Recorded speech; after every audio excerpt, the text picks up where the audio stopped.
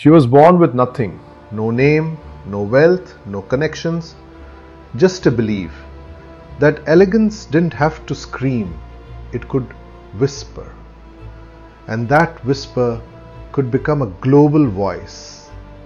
This is the story of Coco Chanel and how she didn't just build a brand. She built a story that the world still wears. Coco Chanel was raised in a convent after mother died and her father disappeared. She learned to design not as a creative pursuit, but as a means of survival. And yet, what she created was more than clothing. It was a revolution. She opened a small boutique selling hats, but her vision was already clear. She stripped fashion down to its essence. She replaced corsets with comfort, excess with elegance. Her designs were bold in their restraint. And then came Chanel No. 5, a perfume with no name, just a number. No ornate bottle, just a clean rectangle.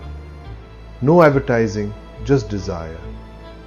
When Marilyn Monroe said she wore only a few drops of Chanel No. 5 to bed, it became more than a fragrance. It became a story you could wear.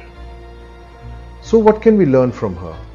First, Chanel stood for something bigger than fashion.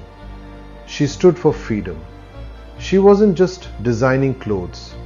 She was designing a new way for women to carry themselves, with ease, with pride, with power. Second, she turned her past into a brand language. Her minimalism came from growing up with very little. Instead of hiding that truth, she shaped her identity around it. Third, she built symbols. The double C, the little black dress, the perfume bottle. They weren't just products. They were belief systems wrapped in design. And finally, she never over-explained. She let the silence speak. She let the world lean in. In a crowded world, that restraint made her unforgettable. Coco Chanel didn't just make fashion. She made meaning. And she left behind a timeless lesson. Great storytelling doesn't shout. It stays with you, quietly, powerfully, endlessly.